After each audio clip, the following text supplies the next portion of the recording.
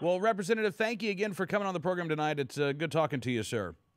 Well, it's welcome you to call me. I appreciate you getting to me, and I'll be happy to answer your questions. Well, I appreciate that. You know, we've been following the federal investigation, the congressional investigation into Operation Fast and Furious for, gosh, almost a year now. And now the state legislature there in Arizona is also going to be conducting its own investigation. What exactly are you going to be looking at? Well, let me tell you, Tim, a few months ago, I went to the speaker and said, this thing smells in Arizona. And I had a lawyer come to me who represents some gun shop owners complaining about what the federal government did. The federal government, ATF, went to them and said, hey, you guys got to illegally sell these guns to these people without checking their credentials, without following the procedures. And then they told them if they don't do it, they were going to threaten take their gun license away from their ability to sell the guns. So these guys, these owners, Arizona citizens, were forced to commit illegal acts based upon representations from the federal government agents. So I said, that's not right. We can't allow that to happen. We need to do something about it. So I took that information to the speaker and said, here, Brian Terry was killed by a gun that came from Arizona, and he's a citizen of Arizona, and we should do better than that. The federal government should do that, and we shouldn't let the federal government come into our state, break the laws, break our own state laws, and then have innocent citizens and even government employees killed.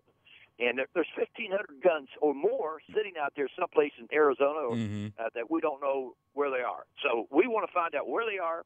We want to find out what crimes were committed in Arizona and what legislation we need to change the law in Arizona to prevent this thing from happening again, either by the federal government or federal agent. How is this investigation going to be conducted? I know that with the congressional investigation, you've had both public hearings and you've had congressional investigators who've been out in the field talking to individuals. Will the state legislative committee have that power as well, or will you be sticking to public hearings only? We're going to have public hearings, but we have subpoena power, and if it gets to the point we haven't allocated any investigation funds to hire private investigators at this point, but we're going to have public hearings primarily, and we're going to start off. To be honest with you, the agenda had not. As chairman, I haven't established the agenda, but just give you a framework. What we're going to do is, number one, we're going to bring in the gun owners and get from their mouths exactly what they were told and what they did and how they did it. And then we're going to bring in, we got some agents that I understand will testify under oath to what they were forced to do by the ATF and other federal agencies. And we're not going to give anybody immunity. I said we will not give immunity in this committee because we don't want to jeopardize any type of future prosecutions. I told both Bill Montgomery that and Tom Horn.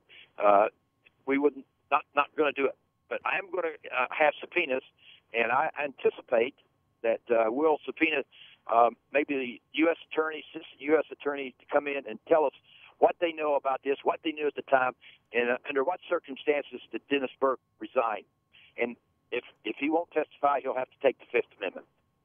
Very interesting. You know, we have seen already in Washington, the head of the criminal division of the U.S. Attorney's Office in Arizona take the Fifth Amendment, refuse to testify about Operation Fast and Furious.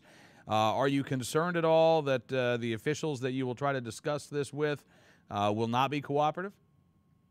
We think that many of them will not be cooperative because they're going to probably take the Fifth Amendment or refuse to testify for various reasons, and we're going to be prepared for that, and then we'll look for ways to get around that if we can. But we're doing some research right now as to what we can do and how can we force these people to come. We've got a list of people we'd like to talk to.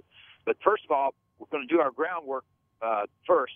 We're going to get the gun owners and then get the agents and get some people who had firsthand knowledge about it. Then we're going to go see who the people authorize that, why they authorize it, if we can get that information. Now, we also may go and get the federal investigators in Washington, ask them if they'd come out and help us with our investigation too, if we get to that point. But that's a bit down the road, and we just want to set up a basic foundation for this committee, and then we'll make our decisions which way we go. But primarily right now, our goal is to investigate the facts, find out what, if any, laws were broken, and two, if we need to make some changes in Arizona law.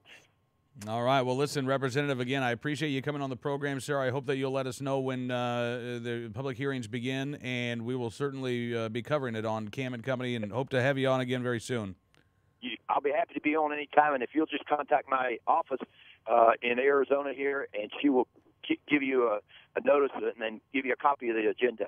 That's fantastic. State Representative David Burdell Smith joining us from Arizona tonight, talking about the new investigative committee that will be looking into Fast and Furious from an Arizona perspective here on Cam and Company.